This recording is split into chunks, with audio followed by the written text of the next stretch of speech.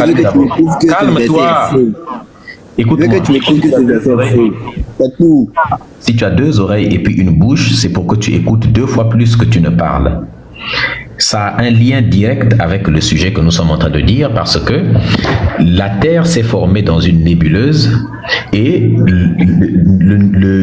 le Soleil lui aussi s'est formé dans une nébuleuse. Si tu ne sais pas c'est quoi une nébuleuse, tu ne connais pas la science dont tu parles. C'est un nuage de gaz et de poussière. Et c'est T'as dit quoi? T'as dit quoi? Un nuage de gaz et de poussière. Et pourtant, le Coran aussi affirme cela encore. Ce que tu viens de dire, le Coran le dit. Calme-toi d'abord, d'accord? Donc, dans cette sourate-là, il n'y a aucun moment où on parle de nuages de gaz et de poussière. Donc, le Soleil, d'abord, a commencé par se former par un phénomène qu'on appelle accrétion de la matière. Est-ce que tu sais ce que c'est comme phénomène? Allons, je t'écoute, frère. Et comment tu veux que j'ai... Tu me dis que tu as une licence en sciences, mais quand on commence à parler des termes techniques, tu ne connais pas.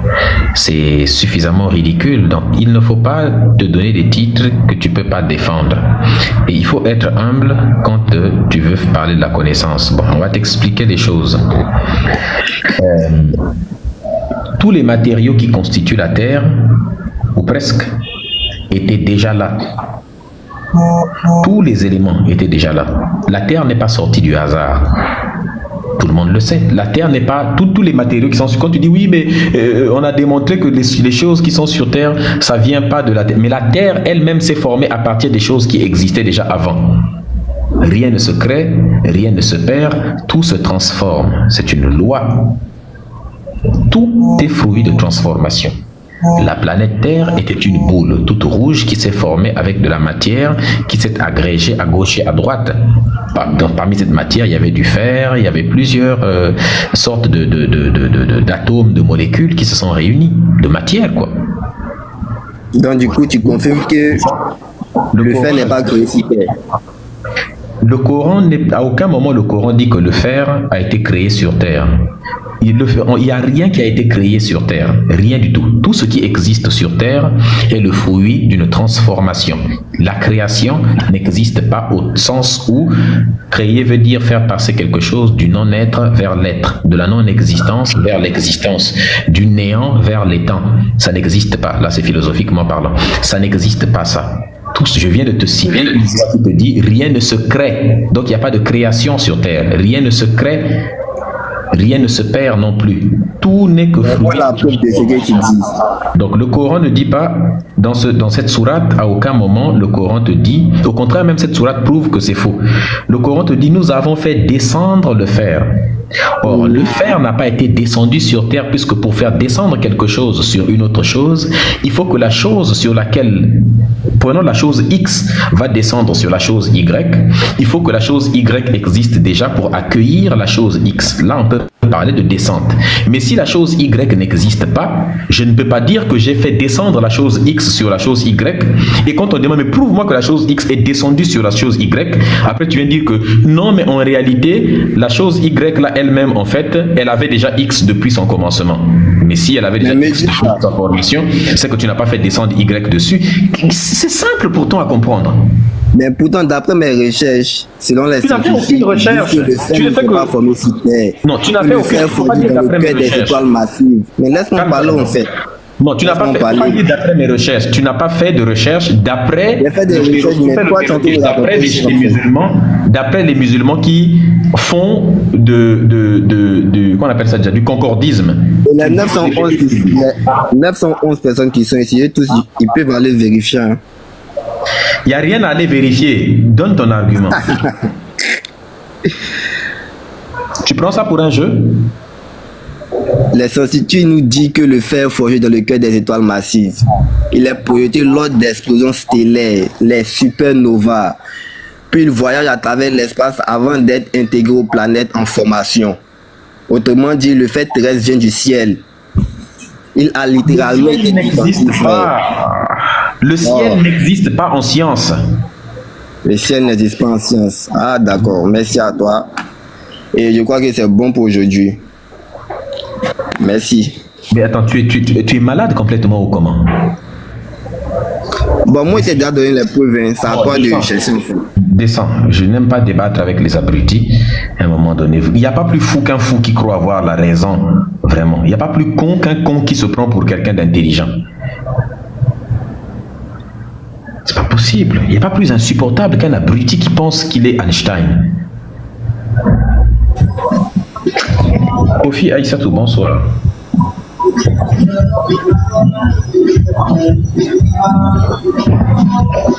L'autre aussi. Je vais expliquer que cette affaire-là, quand ils disent Jeffrey Epstein, en fait, c'est parce que c'est pour ne pas faire impliquer la communauté juive à l'intérieur. Parce qu'on connaît le truc, hein. Parce qu'on sait que le nom-là est plus... La seule communauté qui porte le nom-là, c'est une communauté particulière. À part cette communauté-là, il n'y a pas beaucoup de personnes qui portent ce nom-là. Bornstein, Goldstein, Epstein, n'est-ce pas?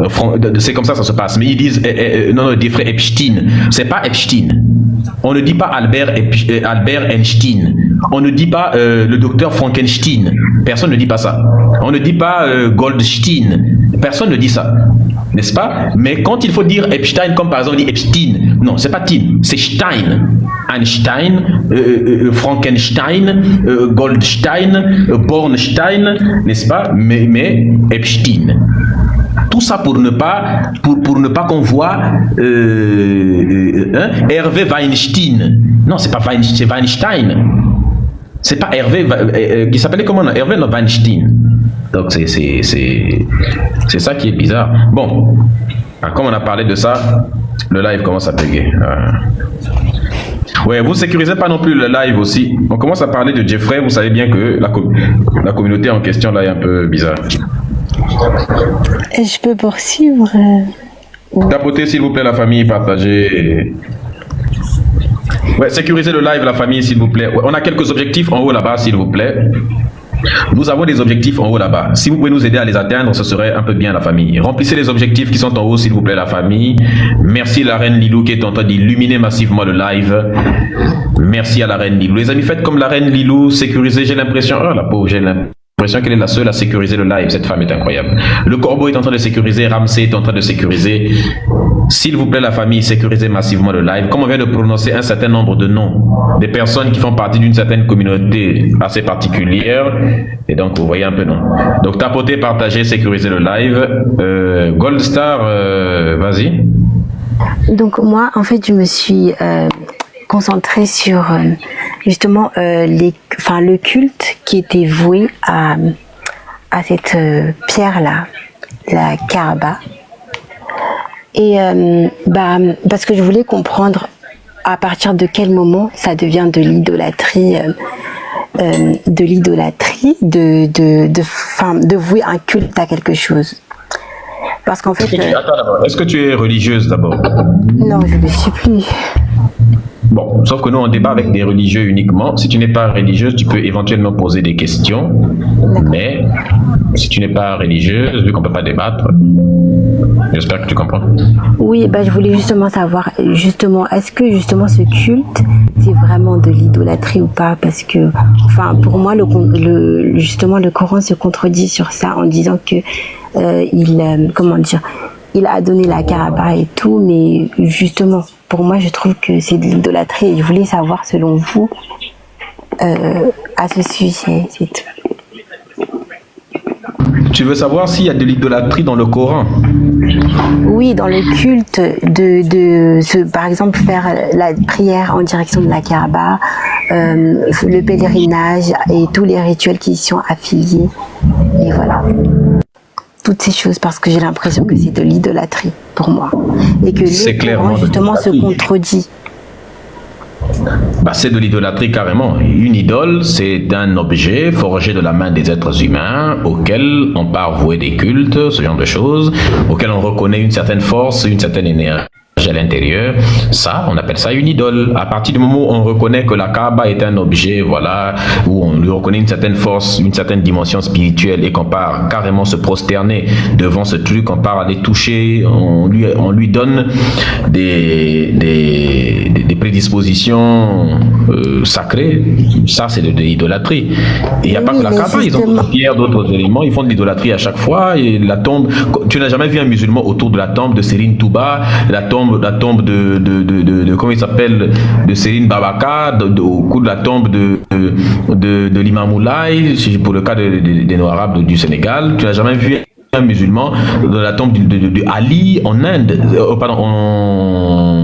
ne sais pas si c'est en Afghanistan ou en Iran, mais ces gars, c'est-à-dire qu'ils sont dans un état second. Quand ils partent au niveau de la tombe d'un célèbre musulman mort, mais ces gens-là se transforment, c'est ça qu'on appelle l'idolâtrie.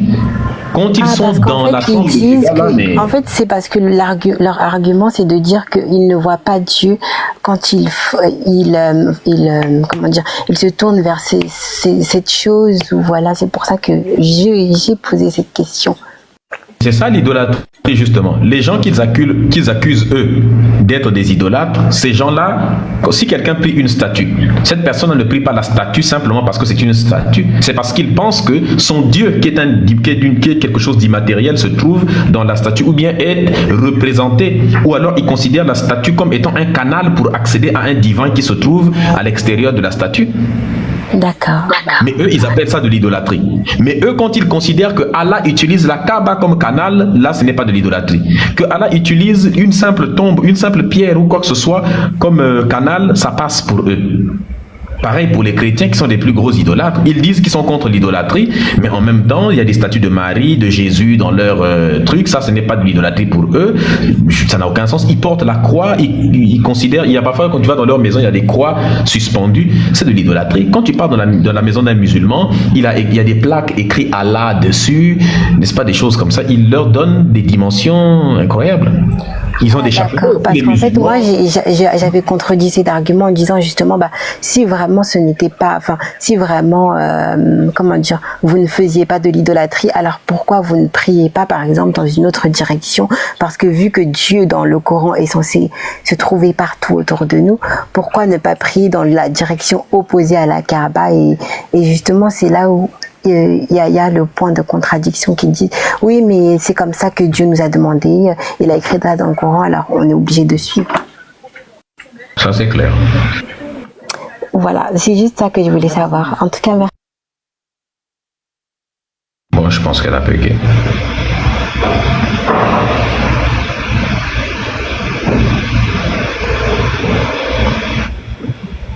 Tapotez le live, s'il vous plaît, la famille. Partagez, sécurisez le live. Elle aussi s'est mise en pause.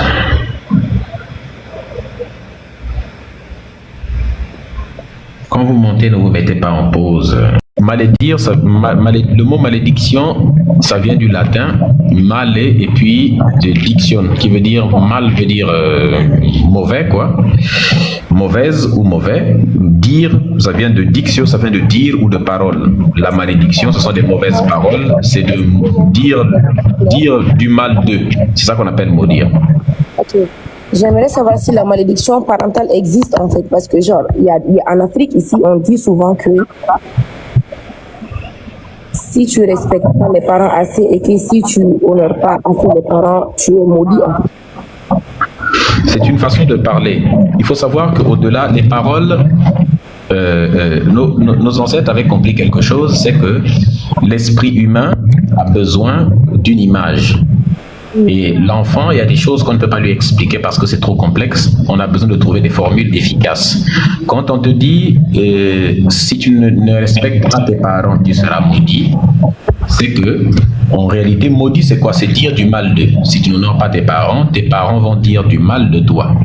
Et si les parents disent du mal de toi, eh bien, les paroles, vu que la parole est créatrice, les paroles, lorsqu'elles sont prononcées, elles ont de l'impact sur la mentalité des gens et même sur la personne elle-même. Premièrement, ça va ruiner ta réputation à toi. Et deuxièmement, quand on te prononce des mauvaises paroles, ça peut avoir un impact sur ta propre psychologie de manière à t'empêcher toi-même d'évoluer. En science, on appelle ça l'impuissance apprise. Si tu répètes quelque chose à quelqu'un, il peut finir par intégrer cela. Il y a ce qu'on appelle l'effet nocebo. Écoute d'abord. Il y a ce qu'on appelle l'effet nocebo également. Plus vous répétez des éléments, vous créez de la peur aux gens, eh bien, les gens vont finir par être convaincus. C'est ce que les médias, par exemple, utilisent en créant un climat d'angoisse, un climat de peur.